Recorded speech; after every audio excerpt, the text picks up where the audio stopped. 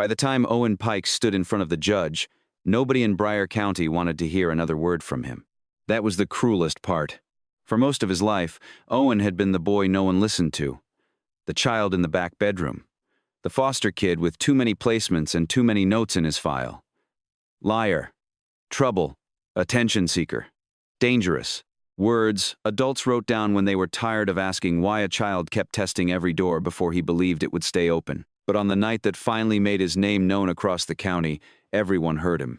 One false emergency call sent police lights, sirens, neighbors, and panic toward the only house that had ever tried to make room for him. By sunrise, Calvin and Marla Bryce, the couple who had given Owen a bedroom, a dinner chair, and a second chance nobody else wanted to risk, were gone. One member of their family survived, but not unchanged, and Scout, the old dog who used to sleep outside Owen's door as if guarding the last good part of him, became one more innocent thing, pulled into the wreckage of a lie.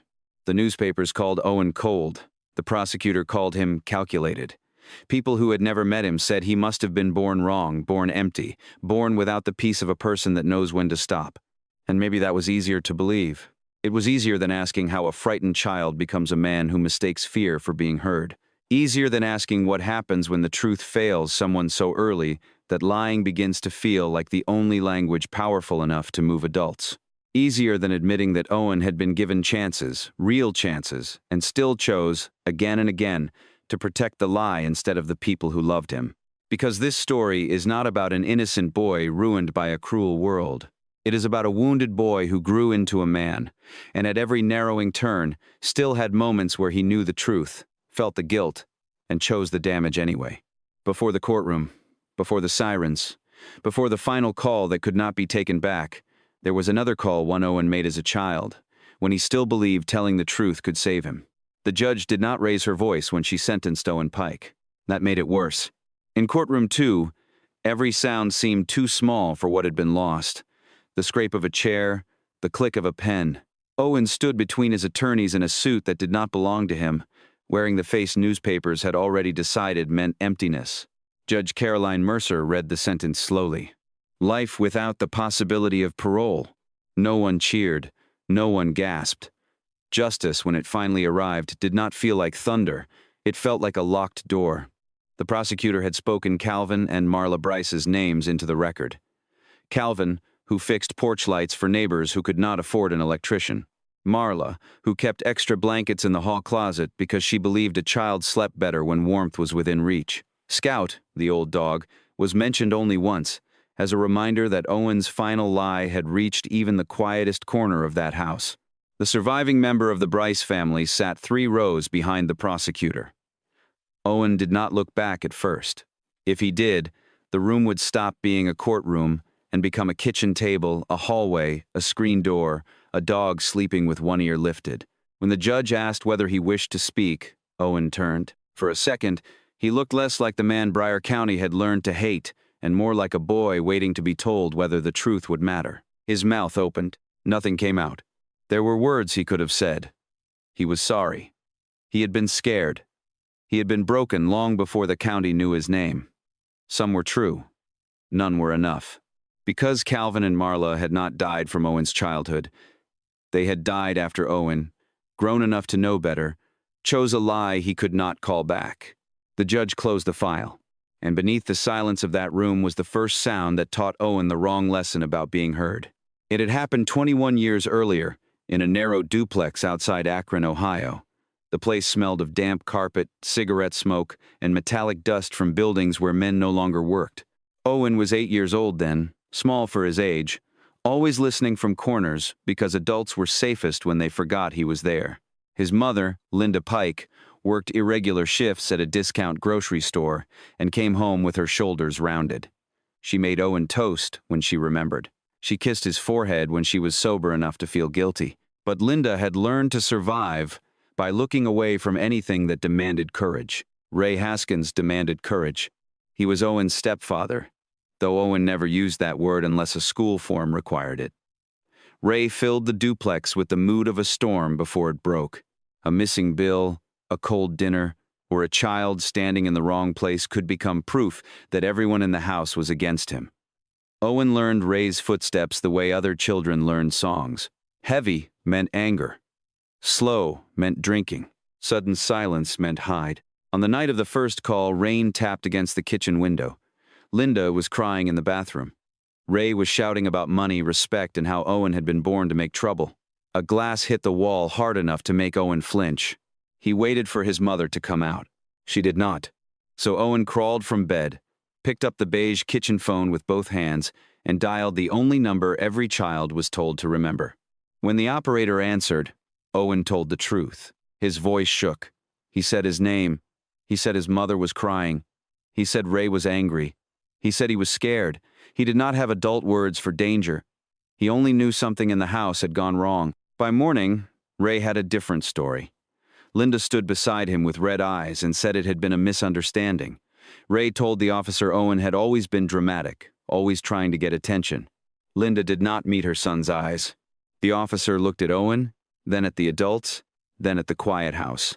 No one took him away. No one asked what kind of child invents fear with hands still trembling. Later, Ray crouched in front of him and smiled without warmth. "You want people running every time you cry?" he said. "Then you better learn what happens when nobody believes you." That was the day Owen learned the first rule of his life. Truth could leave him standing in the same dangerous room. Fear, he would later decide, at least made people move. After that night, Owen Pike did not become a liar all at once. That would have been too simple. For a while, he became quieter. At school, he sat near the back of the room and watched the door more than the blackboard. If a teacher moved too quickly, his shoulders tightened. If another child dropped a book, he flinched before he could stop himself. Nobody called that fear. They called it distraction. His teacher, Mrs. Hanley, wrote that Owen had trouble focusing. The school counselor wrote that he showed signs of emotional disturbance. A social worker wrote that he displayed attention-seeking behavior after an unsubstantiated emergency call from the home. Unsubstantiated. Owen did not know the word then, but he learned what it meant by the way adults used it. It meant the glass on the floor did not count. It meant his mother's crying did not count. It meant Ray's voice filling the walls did not count. It meant the only thing that counted was whether an adult confirmed what a child had already said. And no adult in that house was willing to confirm him. Linda Pike tried in small ways to be tender afterward. She packed a peanut butter sandwich in Owen's lunch bag. She bought him a used winter coat with one faded sleeve. Some nights, when Ray was asleep, she came to Owen's doorway and whispered that things would get better. But she never said, "I know you were telling the truth." That was the sentence Owen needed. Without it, every small kindness felt like a bandage placed over a locked door. Ray understood that silence gave him power. He did not have to shout every day. Sometimes he only had to tap 2 fingers against the kitchen phone and look at Owen with a smile. The message was clear enough for a child: call again and see who they believe. So Owen learned to measure danger differently. Not by what happened, but by whether it would be believed. A broken plate could be swept away. A mother could deny her own tears by morning. The truth, Owen discovered, was fragile when adults wanted it to be. At school, the label followed him before he had language for it. When a classmate's pencil case went missing, 3 children looked at Owen first.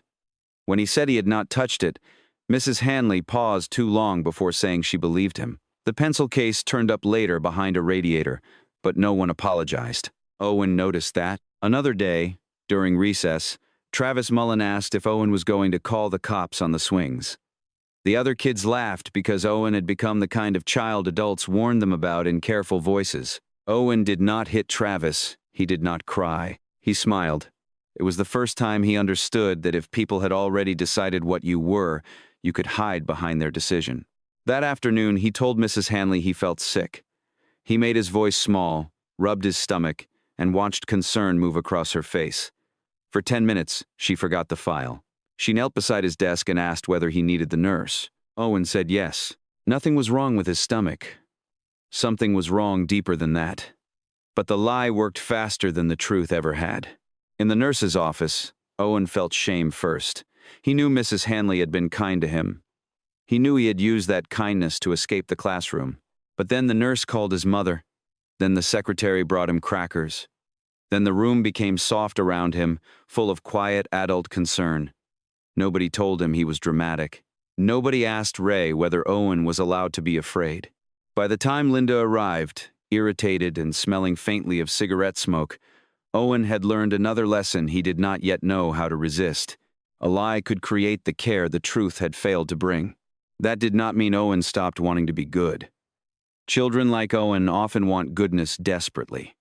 He still helped stack chairs after class. He still fed a stray cat behind the duplex with crusts from his toast. He still watched other families through lit windows and imagined a kitchen where nobody listened for footsteps before speaking. But wanting goodness is not the same as knowing how to live inside it. At home, Ray began calling him the little siren. If Owen asked for dinner, Ray said, "Careful, he might report us." If Linda told Ray to stop, Ray laughed and said, everyone knew Owen liked attention. The joke entered the walls. It entered the way Linda sighed before answering Owen. It entered the way neighbors lowered their voices when he walked past. The first call, the true call, became a family story told backward until Owen himself sounded like the danger. And slowly, Owen began to act like a child who had nothing left to protect except control. He hid Ray's keys once, then pretended to find them under a newspaper. He told Linda a man had been watching the house from across the street, just to see whether she would lock the door. He claimed he heard a noise in the basement, so Ray would have to stop yelling and go check. These were small things. They did not destroy lives.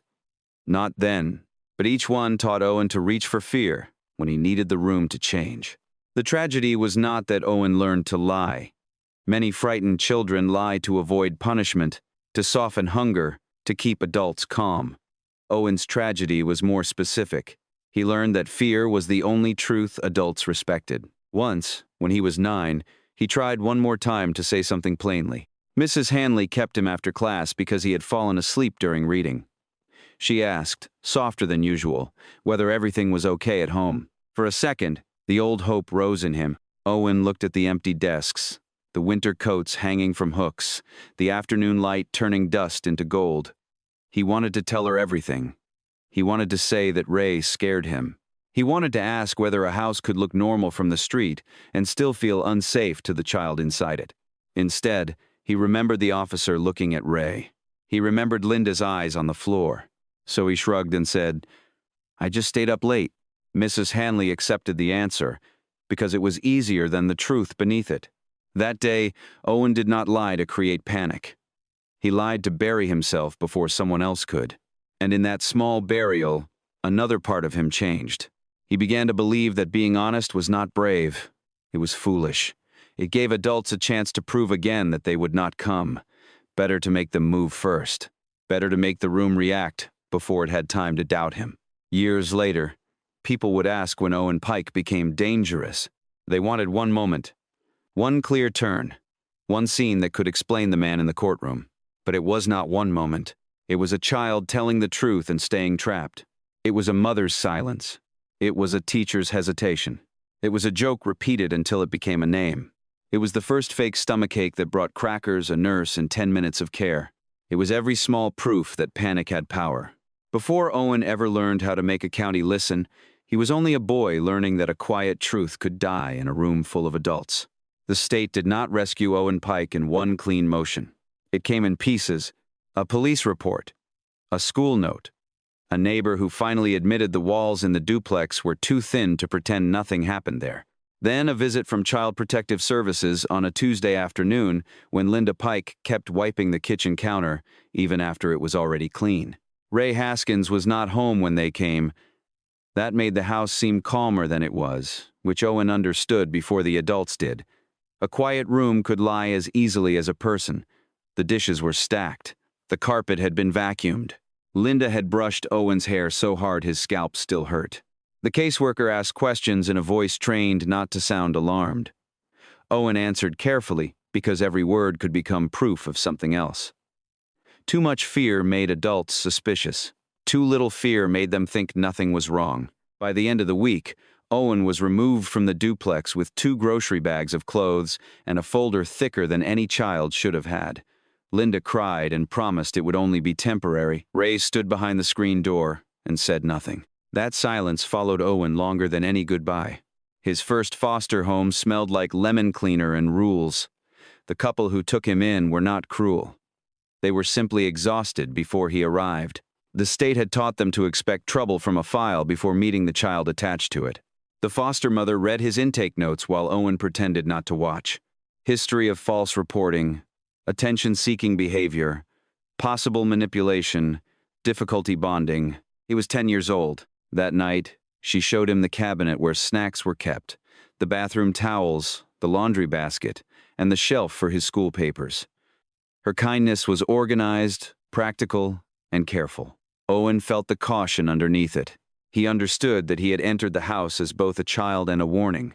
For 3 days, he tried to be easy. He made his bed. He said thank you. He kept his voice low. But peace felt unnatural to him, like standing on a frozen pond and being told not to listen for cracks. On the 4th night, he told his foster mother he had not eaten dinner. He had. She knew he had. Nothing dramatic happened. She only looked at him for a long second and said, "Owen, we cannot help you if you start that here." Start that. The words cut deeper than the correction. They meant his history had arrived before his hunger, before his fear, before any chance to become someone new. After that, Owen stopped trying to be easy. He moved again before Thanksgiving. Then again in March. Then again the next summer. Each house taught him a different version of the same lesson. In one, rules mattered more than reasons. In another, kindness disappeared the moment he tested it. In a third, the foster father tried to be patient, but his own sons treated Owen like a stray dog brought inside and expected to bite. So Owen began to test homes before homes could test him. He said he had heard someone outside at night.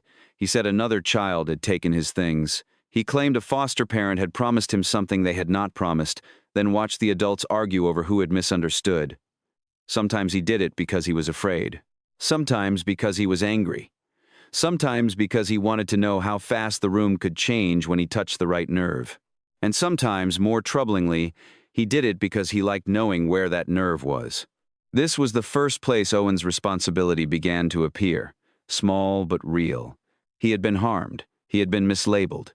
He had been handed from house to house with his worst moments stapled to his name. But there were also moments when he knew a person in front of him had not heard him yet, and he chose to punish them for what others had done. Denise Calder saw that before anyone else put it into words. She became Owen's caseworker when he was 11. Denise was not soft in the way Owen distrusted. She wore old cardigans, drove a car with a cracked windshield, and carried a notebook full of names she refused to reduce to case numbers. The first time she met Owen, she did not ask, "Why do you lie?" She asked, "What happens right before you decide the truth will not work?" Owen hated her for that, not because it was cruel, but because it was close. Denise noticed how quickly he read adults. She noticed that when he caused trouble, he always watched the doorway first, as if measuring who might leave. She recommended therapy with a counselor who worked with children from unstable homes. Owen was told it was not a punishment. He could talk or not talk. There would be snacks, games, and no police report waiting at the end. That only made him more suspicious. To Owen, a room where adults promised not to judge him sounded like a trap. He imagined every sentence leaving the room without him. So on the day of the appointment, he made sure it failed. He refused to sit. He mocked the counselor's soft voice. He knocked a plastic basket of crayons off the table and smiled when they scattered across the floor. He said 3 ugly things he did not fully mean because he wanted the woman to stop looking at him as if he could be reached. Denise drove him back in silence. That bothered him more than a lecture would have. At a red light, she finally said, "You know she was trying, Owen." He stared out the window. "She would have quit later," he said. Denise did not answer right away. "Maybe," she said, "but today you made sure she had a reason." The sentence landed and stayed. Owen felt it in his stomach, a small twist of shame. For one clear second, he knew Denise was right. The counselor had not betrayed him. The foster mother with the lemon-clean kitchen had not been Ray. The homes that failed him had not all failed for the same reason. Some doors had closed because adults were weak, careless, or overwhelmed. Some had closed because Owen kicked them until the hinges gave out. But shame was dangerous. Shame asked for change, and change required trusting that a different choice might lead to a different ending. Owen was not ready to believe that. It was easier to turn shame into pride. At the next placement meeting, he leaned back while adults discussed his future as if he were not there. Denise argued that Owen needed consistency. Someone else said the current family was not equipped. A supervisor mentioned liability. Liability. It meant he was not a boy scared of being left. He was a risk people documented before they let him sleep under their roof. That night, in the temporary group home, Owen lay awake under a blanket that smelled of bleach. He wanted to call Denise and say he was sorry. He wanted to ask whether she still thought there was a version of him worth helping. Instead, he said nothing. Silence felt safer than apology. By 12, Owen had learned how to enter a new house and find its weak places. The family photo wall, the drawer with emergency numbers, the tone adults used when they said he could stay as long as things worked out. He stopped asking what that meant. He knew. It meant love had conditions, and he was good at finding them. By 14, Owen had learned that every house had a sound. Some houses hummed with televisions left on too loud. Some clicked with old pipes at night. Some carried the soft, ordinary noise of people who trusted one another enough to move without flinching. Owen did not trust quiet, but he trusted sound. His fifth foster placement that year was with the Garretts, a couple outside Canton who had raised 3 sons and believed structure could repair almost anything. Mr. Garrett ran a small electronics repair shop in a strip mall between a laundromat and a tax office. The shop smelled of dust, solder, and warm plastic. Shelves held cracked radios, alarm clocks, police scanners, broken landline phones, and machines with voices trapped inside them. Owen loved it there. The Garretts were not especially warm. They were decent, but careful. They spoke to him the way people speak around something breakable that might also cut them. But the shop made sense. A radio did not pretend. If a wire was loose, the sound failed. If a speaker hissed, something inside needed adjusting. Mr. Garrett showed Owen how to remove a back panel, how to keep screws in a tray, how to listen for the difference between dead silence and a signal buried under static. You don't force it, Mr. Garrett told him one afternoon. You find where the connection went bad. Owen remembered that sentence, though not in the way Mr. Garrett intended.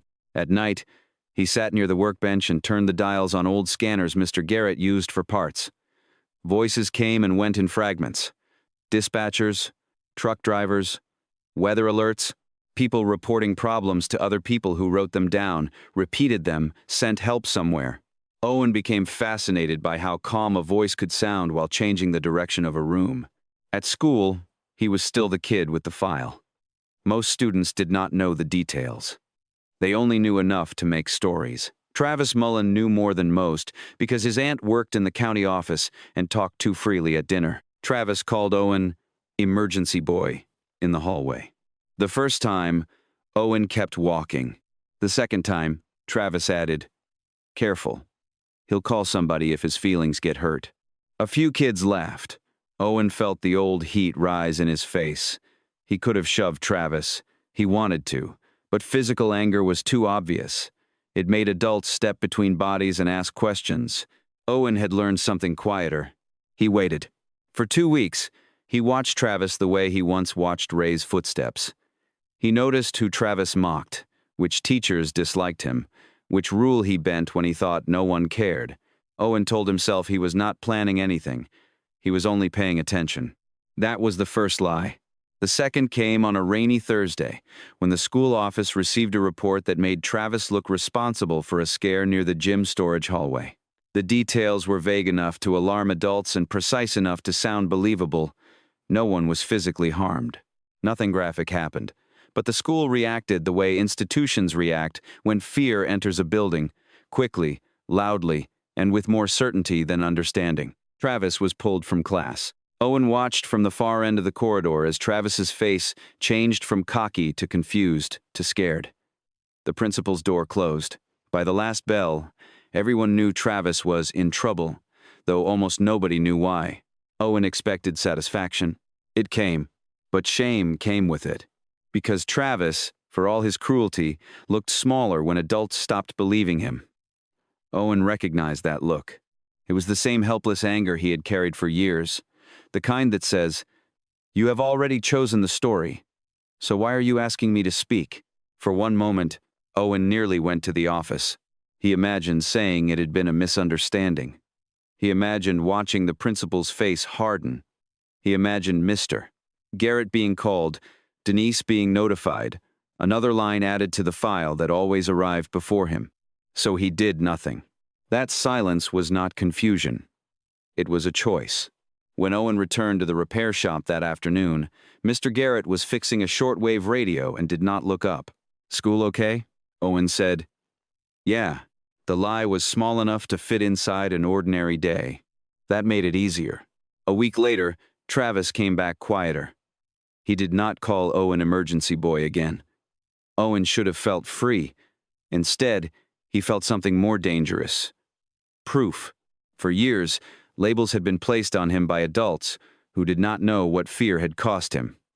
Now, with one carefully shaped story, Owen had placed a label on someone else and watched the world adjust around it. He did not yet think of that as power, but it was.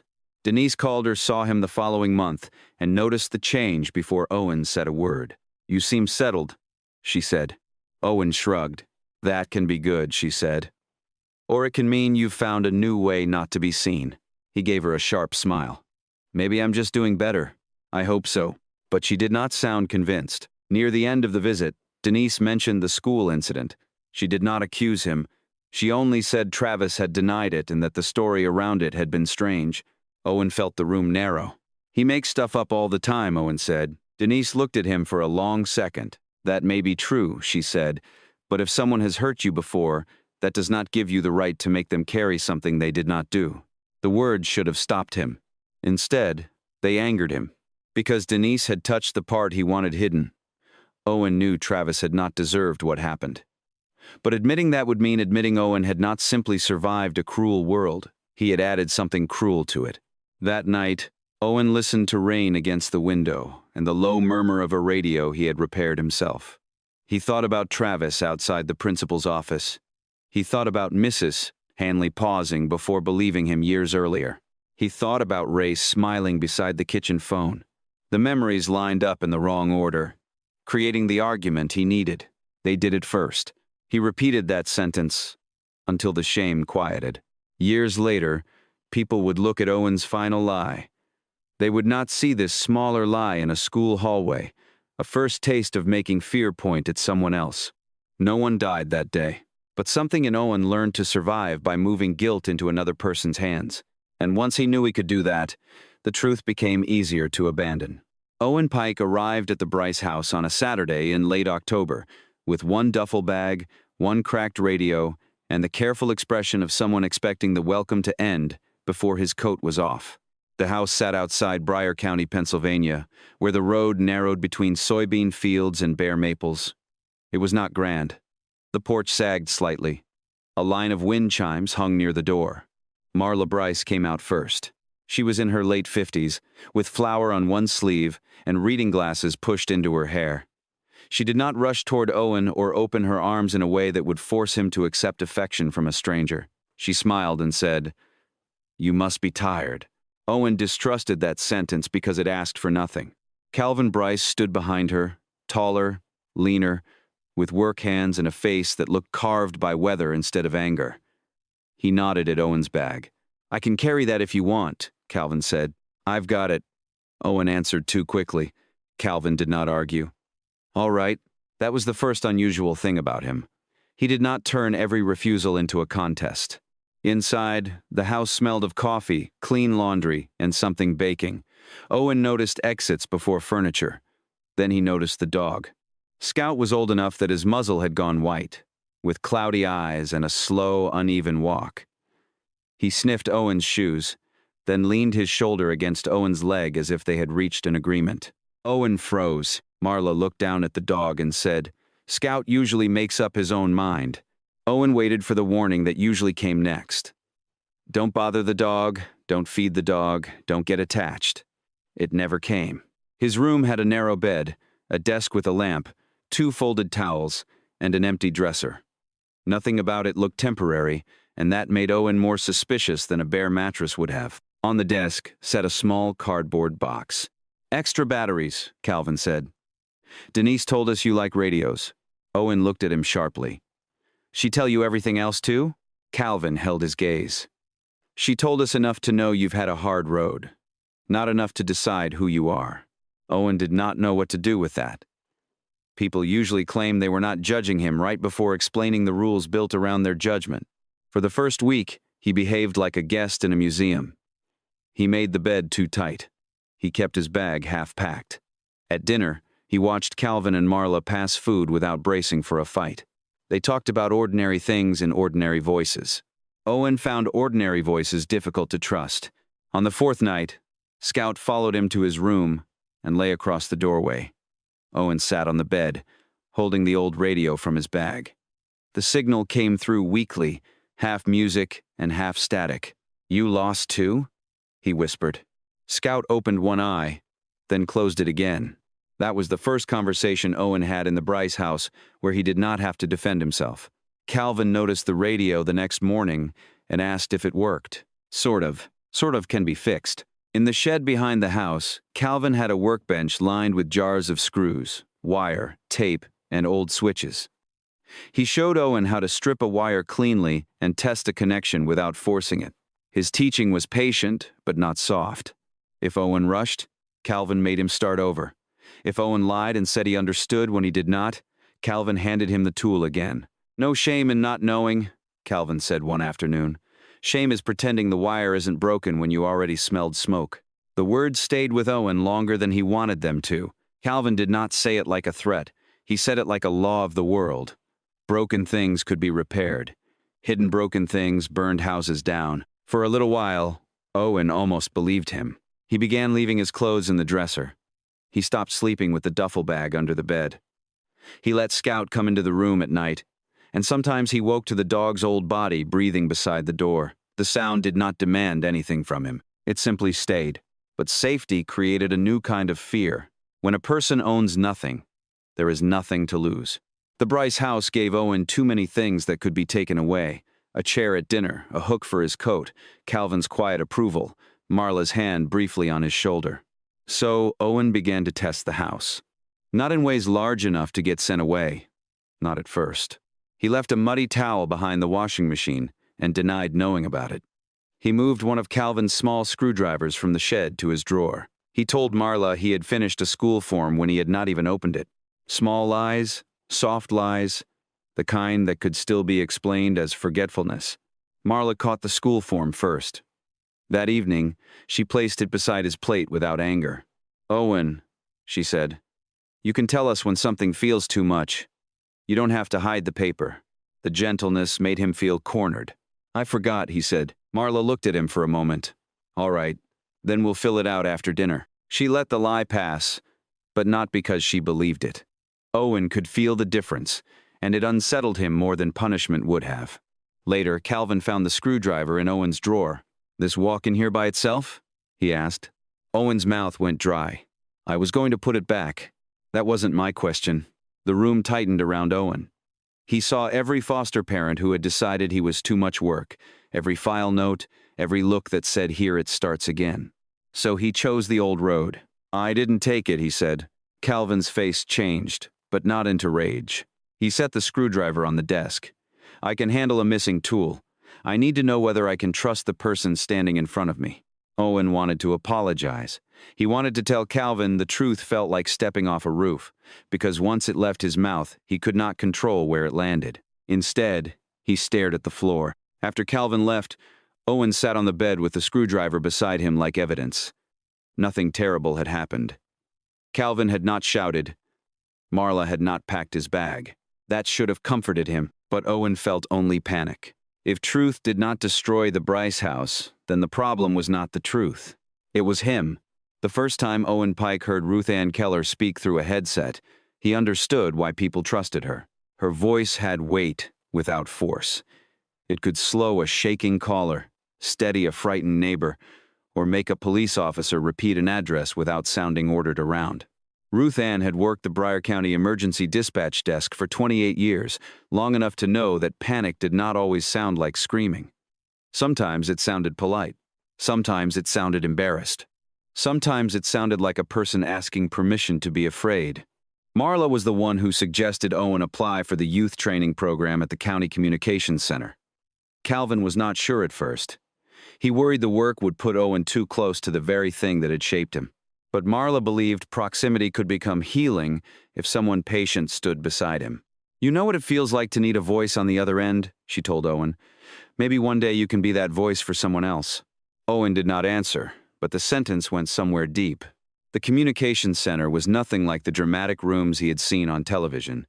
It was smaller, colder, and lit by screens that made everyone look tired. Maps covered one wall. A coffee pot burned all day in the corner. People spoke in controlled tones while terrible moments entered through ordinary phones. Ruth Ann did not treat Owen like a charity case. On his first day, she handed him a notebook and said, "You are here to learn responsibility, not excitement." That disappointed him and impressed him at the same time. She taught him how to listen for what was said and what was missing. She taught him that a calm voice could be a bridge, but only if truth held it up from underneath. In training simulations, Owen was good, too good almost. He remembered details, caught inconsistencies, and could make his voice flatten into steadiness even when others stumbled. For the first time, the thing that had grown out of his fear looked useful. At home, Calvin seemed cautiously proud. Marla put a small note on the refrigerator that said, "First week completed." Scout-nosed Owen's hand at dinner as if accepting the achievement on behalf of the house. Owen wanted to keep that version of himself, but wanting to keep something had always frightened him more than losing it. The deeper he went into training, the more the headset began to feel like more than equipment. When Owen spoke into it, adults responded. Addresses were confirmed. Units moved. Names were written down. A voice, if believed, could rearrange the county in minutes. That should have humbled him. Instead, part of him leaned toward it. He began asking Ruth Ann questions that sounded practical but carried another hunger beneath them. How often did people exaggerate? How could dispatchers tell when someone was lying? What made a voice believable? Ruth Ann watched him carefully. "Believable is not the goal," she said one afternoon. "Accurate is the goal." Owen smiled as if he understood. Then Denise Calder arrived at the Bryce house with a manila folder that changed the shape of his past. She asked to speak with Owen, Calvin, and Marla together. Her hands rested flat on the kitchen table. The gesture made Owen nervous before she said a word. "I found something in an archived file," Denise said. "It relates to the call you made when you were 8. Owen felt the room tilt. The record was incomplete, but it was enough. A neighbor had called later that same night. There had been another note, another concern, another indication that the house had not been as calm as Ray claimed. Somehow, in the movement between offices, statements, and adult convenience, the truth had been softened until Owen's fear became the problem instead of what caused it. Denise did not make it dramatic. That was almost worse. "You were not lying," she said. For years, Owen had imagined hearing those words. He thought they would open something locked inside him. He thought they would make him feel clean. Instead, they made him furious. Not loud at first. Quiet fury. The kind that looks like stillness because the person feeling it has not decided where to put it. Marla reached for his hand. Owen pulled away. Calvin said his name, gently. Owen laughed once without humor. "So everybody knew." "No," Denise said. "Not everybody. But enough was missed. Enough was mishandled." "Mishandled," Owen repeated. "That's what you call it when a kid spends his whole life being called a liar?" Denise accepted the blow because some part of it was deserved by the system she represented, but not all of it was hers to carry. Marla tried to bring him back to the present. She said this could help him begin again. She said truth, even late, still mattered. Owen looked at her as if she had spoken a language he used to know. Late truth did not feel like rescue to him. It felt like evidence that the world had stolen years from him and expected gratitude for returning one broken piece. That night, he sat in the shed behind the house with the old radio open on the bench. Calvin found him there near midnight. "You have a right to be angry," Calvin said. Owen did not look up. "Do I?" "Yes." "At who?" Calvin was quiet. Owen finally looked at him. "Because if I'm angry at Ray, he doesn't care. If I'm angry at my mother, she cries. If I'm angry at the county, They call it mishandled.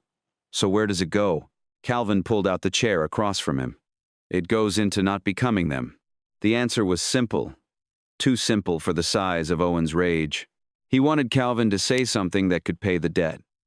Instead, Calvin offered responsibility. Marla tried the next morning. She left work early and made lunch Owen barely touched. She told him that being wronged did not mean he had to build his whole life around the wrong. Owen heard care in her voice. He also heard danger. If he accepted what Marla was saying, then the archived file could not become permission. It could only become pain. And pain without permission was just something he had to carry. So he twisted it. He began to tell himself a different story. Adults had lied first. Adults had buried truth first. Adults had protected themselves with paperwork, calm voices, and words like unsubstantiated and mishandled. If the world ran on stories powerful people shaped, maybe Owen had only been foolish for waiting so long to shape one of his own. The next week at the communications center, Ruth Ann corrected him during a simulation. He had pushed too hard, filled in a detail too quickly, guided the caller instead of listening. "You do not get to decide the story for them," she said. Owen felt heat crawl up his neck. For a moment, he almost heard the warning. Then he remembered the folder on the kitchen table. The years of being named by people who were wrong. The adults who had decided his story for him and called it procedure. He apologized to Ruth Ann because what the good version of Owen would do, but inside, something had shifted. The truth had finally arrived, and it had not made him freer. It had made him feel owed. That was the twist. No one in the Bryce house understood yet. They thought the file would help Owen stop seeing himself as a liar. Instead, Owen began to wonder what else a believable voice could make people believe. After the archived file, Owen Pike did not become louder. He became more careful. That frightened Calvin more than anger would have. Anger could be heard from another room. Carefulness made no sound. It sat beside Owen at dinner while he answered Marla politely, helped Calvin coil cords in the shed, and let Scout press his old gray muzzle against his knee. To anyone outside the house, Owen looked improved. He was doing well in the youth training program. Ruth Ann Keller said he had a gift for remaining calm under pressure. His grades had steadied. He no longer carried his duffel bag half-packed in his room. But the good version of Owen was beginning to share space with something colder. At the communications center, he learned patterns, the way people hesitated when they were ashamed, the way fear made a voice reach for details it did not fully understand, the way adults stopped doubting when the possibility of danger entered the room. Ruth Ann kept trying to teach him the moral shape of the work. "You are not there to be important," she said. "You are there to be useful." Owen nodded. Inside, he heard something else. Useful people could be ignored when the crisis ended. Important people were remembered. That thought embarrassed him. He wanted to be the boy Marla believed in, the one who could sit beside Scout and repair radios with Calvin. But wanting that life did not remove the old hunger. It only made him hide the hunger better. The first serious misuse did not feel serious to Owen while he was doing it. That was part of the danger. He shaped a concern about a place near the edge of town, vague enough to avoid immediate catastrophe, sharp enough to make adults respond. It was connected to someone who had laughed about him weeks earlier. Not Travis this time, but the same kind of boy, careless, loud, certain the world would believe him first. Owen told himself nobody would be hurt. He told himself he was not making anything happen. He was only making people look, only making one smug person feel what it was like to have eyes turn cold. The response was bigger than he expected. School administrators got involved. A deputy asked questions. Parents called one another before the facts had settled. By evening, the story had grown beyond Owen's control, which should have terrified him. Instead, it thrilled him first.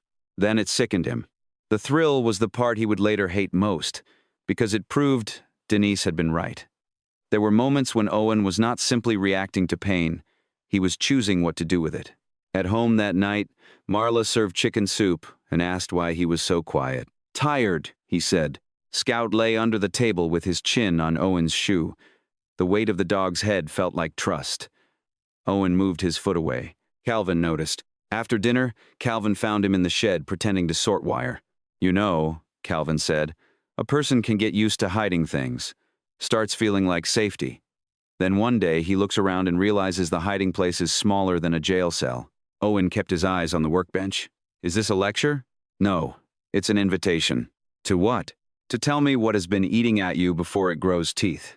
For one suspended second, Owen almost spoke. He saw a narrow path opening in front of him. Tell Calvin enough, maybe not everything, but enough to stop. Accept shame while it was still survivable. Let the house remain a house. Then he imagined Ruth Ann's disappointment, Denise's careful sadness, Marla's face changing, Calvin driving him to the sheriff's office while Owen became, officially, exactly what the old files had always warned he could be. I'm fine, Owen said. Calvin sighed, not with anger, but with grief he had not earned yet. The next week, Ruth Ann corrected Owen during another training exercise. He had answered too fast, filling silence before the simulated caller had given him enough. You are getting ahead of the truth, she said. The phrase followed him home. Ahead of the truth. Owen liked how it sounded before he understood why. It made truth seem slow, something limping behind while fear ran forward, opening doors. He began to crave those doors. Not every day. There were still mornings when he made Marla laugh by burning toast, afternoons when Calvin let him drive the old pickup down the lane, nights when Scout snored in the hallway and Owen felt almost clean. That was why the fall took time. A person does not lose himself only in darkness. Sometimes he loses himself by walking back and forth between darkness and warmth until he learns to lie in both places. Another incident followed. Then a pause. Then another. Each time, Owen promised himself it would be the last test, the last correction, the last time he borrowed the county's fear to settle a private wound. Each time, the world did not end, and that became its own permission. But consequences had begun to gather around people who did not know Owen's name. A volunteer coach lost his position for weeks before a misunderstanding was cleared. A mother kept her children home from school because rumor moved faster than truth. Ruth Ann spent long hours calming callers frightened by things no one could fully verify. The harm was not theatrical. It entered schedules, sleep, reputations, and the small trust that lets a community function. Owen saw pieces of it. He was not blind. Once, at a grocery store, he overheard a woman say her son had stopped riding his bike across town because people were scared. She laughed lightly, as if embarrassed by her own fear, but Owen heard the strain beneath it. He stood in the cereal aisle with a box in his hand and felt shame rise. Then he buried it. He told himself the county had buried his fear for years. He told himself a few frightened adults could survive what he had survived as a child. He told himself he was not hurting anyone. Not really. Not in ways that could be counted. That was another lie, and by then Owen knew it. Calvin's suspicion sharpened after he found Owen awake at 3 in the morning, listening to an old scanner he claimed he had repaired for practice. Calvin did not accuse him. He asked questions that left room for truth to enter. Owen used that room to build another wall. You always think I'm doing something, Owen said. Calvin looked tired. No. I think you're carrying something by yourself and calling it protection. The accuracy of it made Owen cruel. Maybe you just like fixing broken things, he said. Makes you feel useful. Calvin flinched, barely. Owen regretted it at once. The regret was real. But real regret did not undo the sentence. From the hallway, Scout watched Owen with cloudy eyes. Owen wanted the dog to come closer. Scout did not move. By morning, Owen apologized for the insult, but not for what had caused it. He had learned to offer pieces of truth, like coins, enough to buy another day without paying the full debt. Ruth Ann saw the same division at work. Owen could still be brilliant in training. But now his questions circled danger differently. She removed her headset after one session and said, Owen, the moment you enjoy people needing you more than you care about them being safe, you have crossed a line. He looked away, because he knew the line. He had not crossed it all at once. He had stepped over it, backed up, stepped over again, and each time found it easier to pretend he was still on the right side. That was how power tasted to Owen Pike. Not like victory. Like shame he could swallow if fear moved fast enough to cover it. Marcus Bell entered Owen Pike's life as a name people used when they wanted a problem to have a face. He was 32, worked maintenance at the middle school, and lived with his younger sister in a small rental near the fairgrounds. He was not polished, He had a record from his early 20s, a temper he had worked hard to control, and the kind of reputation small towns never fully let a person outgrow. But Marcus was also the man who shoveled snow from the church steps before anyone asked. He fixed loose cafeteria tables after hours. He brought his sister's boy to the library every Saturday. None of that mattered once fear found him. A chain of false alarms, rumors, and half-confirmed concerns began pointing in his direction. Not directly enough to convict him, just enough to stain him. Parents whispered. The school put him on leave. Deputy Aaron Voss asked questions with a careful voice that told Marcus innocence would not be simple. Owen heard about it at the communications center before he heard it at home. Ruth Ann was reviewing call logs with another dispatcher when Marcus's name came up. She did not accuse Owen. She did not even look at him. But Owen felt his own body react as if a hand had closed around his throat. Marcus Bell, a real person, not a lesson, not a symbol, not another careless boy in a hallway. A man whose life was beginning to bend under weight Owen had helped place there. For the rest of the shift, Owen moved through training with a calm face and a sick stomach. He told himself Marcus had a record. He told himself the town would have suspected Marcus anyway. He told himself he had not named him, not exactly. But the mind can hear the difference between an excuse and the truth. That evening, Marla knew before Owen spoke. She set 2 mugs of tea on the kitchen table and did not ask Calvin to join them. Scout lay between Owen's chair and the back door, old ribs rising slowly beneath his fur. Marla looked tired in a way Owen had never seen before. Not angry, not defeated. Tired from holding faith in both hands and feeling it leak through her fingers. Owen, she said, I need you to understand something. Your past does not scare me. He stared at the mug. What scares me, she continued, is watching you use pain like a place to hide. The sentence entered him cleanly. For a moment, he wanted to confess everything. Not because he was ready for punishment, but because he was exhausted. The lies had become a second house inside the Bryce house, and every room in it was locked from the inside. Marla reached across the table, not touching him, only offering the space. If something has gone wrong, tell me now. We will face it. I cannot promise there will be no consequences, but I can promise you will not face them alone if you choose the truth now. There it was, the door back. Not wide, not easy, but real. Owen looked at Scout. The dog's cloudy eyes were half closed, his head resting on his paws. Scout had trusted Owen without understanding a single word of his story. Maybe that was why the dog made him feel worse than any judge ever could. Owen opened his mouth. Then fear answered for him. You think I did something, he said. Marla's face tightened. I think you are carrying something that is changing you. You don't know what it's like, Owen said. And as soon as he said it, he knew where he was going. He knew the path. He had used it before. Turn pain outward. Make the other person feel cruel for asking. Put your wound on the table so no one can see what is hidden under it. Marla did not interrupt, so Owen kept going. He spoke about Ray, about Linda, about the file Denise had found, about every adult who had named him wrong. Every sentence contained truth, but he arranged the truth like furniture against a door. By the time he finished, Marla's eyes were wet. Owen felt the old relief of escape. Then he felt disgust, because he knew what he had done. Marla had offered him a way to become honest, and he had used her compassion to buy more silence. She stood slowly and carried both mugs to the sink, though neither had been touched. I am sorry for what happened to you, she said. I will always be sorry for that. Owen waited. Marla turned back. But sorrow is not trust. The words hurt more than shouting would have. In the days that followed, Marcus Bell's life narrowed. His sister stopped answering unknown numbers. His nephew came home from school quiet. At the grocery store, people stepped aside with the careful distance reserved for someone not yet proven guilty but already marked. Owen saw Marcus once outside the courthouse annex. Marcus stood beside Deputy Voss, jaw tight, hands open at his sides as if proving he held nothing. He looked tired of explaining himself to people who had already prepared their doubts. Owen recognized the posture. That was the unbearable part. He recognized it and still walked away.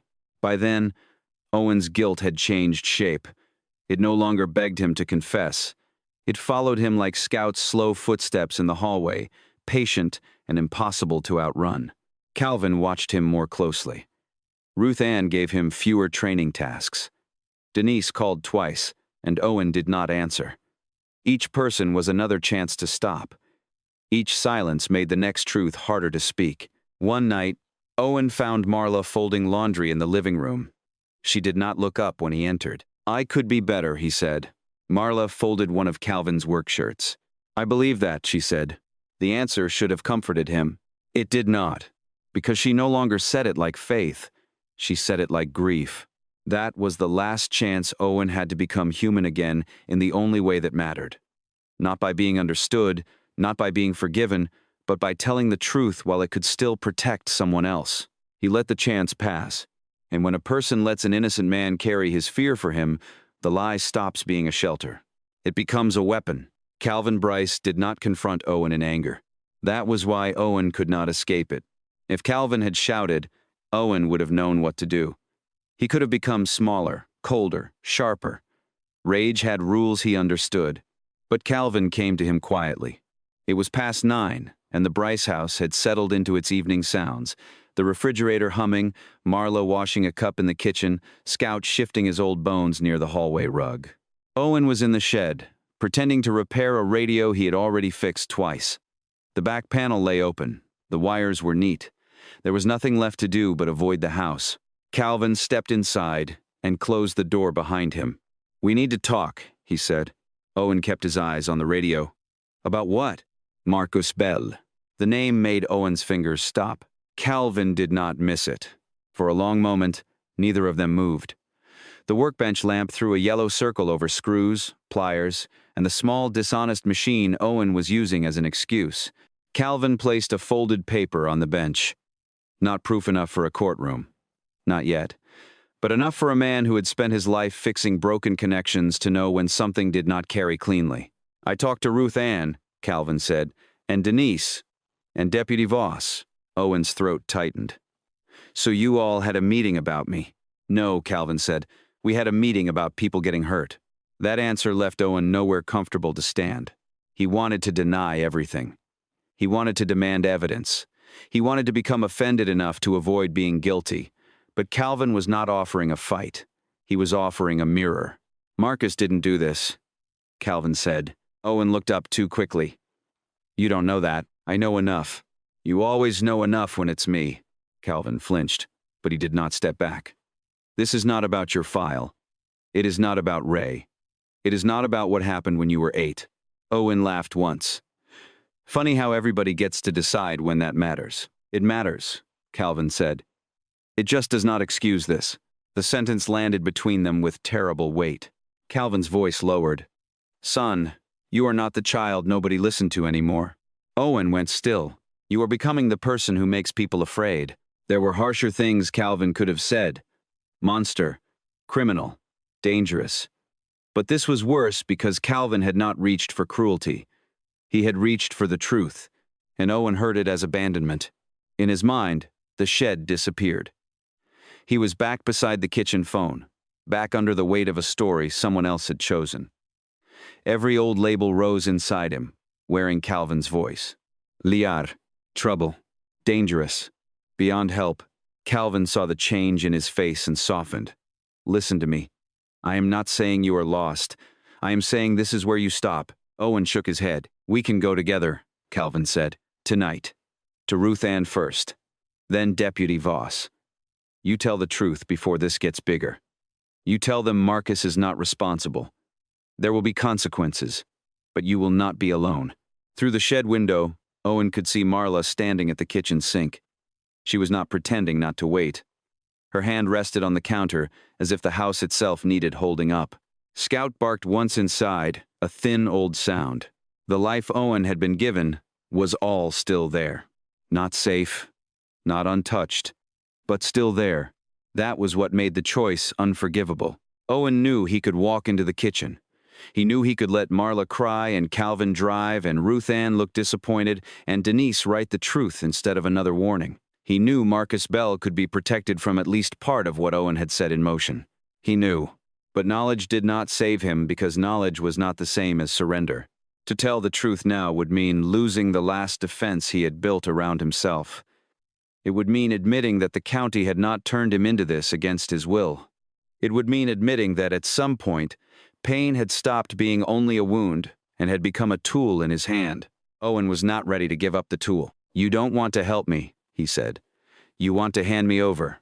Calvin's face changed then, and the grief in it was almost enough to pull Owen back. Almost. "I want to keep you from becoming someone you cannot come back from," Calvin said. But Owen had already begun twisting the sentence into something else. Calvin was not warning him. Calvin was confirming what everyone had always believed, that Owen was too broken, too risky, a thing to be managed before it hurt somebody good. The lie he told himself next was the most dangerous one. They have already decided. Once he believed that, every door became a locked door. Every hand reaching toward him became a hand pushing him out. Every consequence became proof that love had been conditional all along. Owen stood, knocking one of the small screws to the floor. "I'm done talking," he said. Calvin did not block the door. That mattered too. Even then, Calvin left him a choice. Owen walked past him, across the yard, and into the cold dark beyond the porch light. Marla opened the back door and called his name once. He did not turn. At the edge of the property, Owen stopped and looked back. The Bryce house glowed softly against the fields. Scout had made it to the back door and stood beside Marla, his old body outlined by kitchen light. Calvin came out of the shed slower, as if something inside him had aged in the last 5 minutes. Owen could still go back. That truth followed him down the road. He could still say the sentence that would hurt everyone but save something. Instead, he reached for the only language he had trusted since childhood: fear. Not because he did not understand what he was doing, because he did, and understanding it did not stop him. By morning, the lie Owen chose would be too large for apology, too fast for regret, and too cruel for the house that had once tried to teach him the difference between broken and beyond repair. In the courtroom, Owen Pike finally learned what it meant for every word to arrive too late. The county had spent weeks trying to name what he had done without making the room relive it.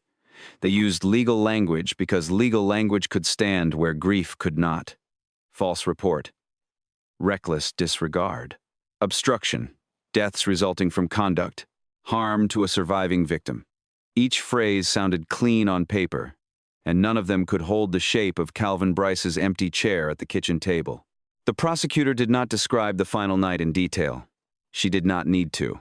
She placed 3 photographs before the court. Calvin, in a faded work jacket, standing beside a repaired porch light. Marla at a school fundraiser, smiling with both hands wrapped around a paper cup of coffee. Scout lying on the back steps in summer, one cloudy eye open as if still guarding the door. The surviving member of the Bryce family stood to speak. Their voice shook only once, and somehow that restraint made every person in the room listen harder. They did not begin with Owen. They began with Calvin. They spoke of a man who fixed radios, doorbells, and old lamps for neighbors who paid him in tomatoes or apologies. A man who believed broken things deserved patience before they were thrown out. Then Marla. They spoke of her extra towels, her habit of labeling leftovers, the way she remembered which children at the school needed gloves before winter. They spoke of the room she had prepared for Owen. Not because she was foolish, but because she believed a child should not have to earn a clean bed. Then Scout. Not as a spectacle, not as a way to weigh an animal against human life, but because the old dog had represented something the Bryce house gave freely: trust without interrogation, company without conditions, a quiet presence outside a door when a frightened boy could not sleep. Only after that did they speak Owen's name. "You did not destroy an idea," they said. "You destroyed people who had names. You destroyed the home where you were still being given chances." Owen looked down. For most of his life, he had wanted adults to hear him. Now the whole courtroom was listening, and there was nothing left inside him that could make listening useful. His attorneys spoke of childhood trauma, failed systems, foster placements. The first emergency call no one believed. They were not wrong. Judge Caroline Mercer did not pretend they were wrong. She had read the records. She had seen the notes, the missed warnings, the archived file that arrived years too late to save the child Owen had been. But courtrooms are not built to return childhoods. They are built, imperfectly, to name responsibility when harm has already entered the world. When Judge Mercer addressed Owen, she did not call him a monster. That word had followed him long enough, and by then it served no one. Instead, she said his history showed a child failed by adults who should have protected him. She said the record showed pain, neglect, and a truth buried when it should have been believed. Then she closed that door firmly. "None of that gave you the right," she said, "to turn fear into a weapon against the people who opened their home to you." Owen's face changed then. Not much. Just enough. Maybe because the sentence was the one Calvin had tried to give him in the shed, before everything became irreversible. Maybe because Judge Mercer had left him no place to hide. Not in Ray's cruelty, not in Linda's silence, not in the file, not in the word liar, not in the years when no one came. All of those things were real. So were Calvin and Marla. So was Marcus Bell, whose name had been dragged through suspicion because Owen found it easier to let an innocent man carry fear than confess his own. So was Ruth Ann Keller, who had taught him that a voice was a responsibility, not a throne. So was Marla's last offer at the kitchen table when she told him sorrow was not trust. So was Calvin standing in the shed, leaving the door unblocked. That was the truth Owen could not bend anymore. At the end of the hearing, Judge Mercer sentenced Owen Pike to life in prison without the possibility of parole. There was no applause. There was no relief large enough to fill what had been emptied. The surviving Bryce family member closed their eyes, not as if justice had healed them, but as if one long, terrible obligation had finally ended. Owen was led away without a final speech. That mattered. The story did not belong to him anymore. Years later, in prison, Owen would sometimes be asked by counselors when he first understood what he had become. He never gave the same answer twice. Sometimes he mentioned the archived file, sometimes the shed, sometimes Marcus Bell's face outside the courthouse annex. Once, he said it was Scout standing beside Marla in the kitchen light. But memory can be another hiding place if a person uses it carefully enough. The beginning of Owen's darkness deserved to be understood. A child told the truth, and the adults around him failed him. That failure mattered. But it did not erase the later truth. Owen was given doors. Denise opened one. Ruth Ann opened one. Marla opened one. Calvin opened one and stood aside so Owen could still walk through. He chose not to. And in the end, the first call of Owen Pike's life could explain the wound. Only the last one could reveal what he had chosen to become.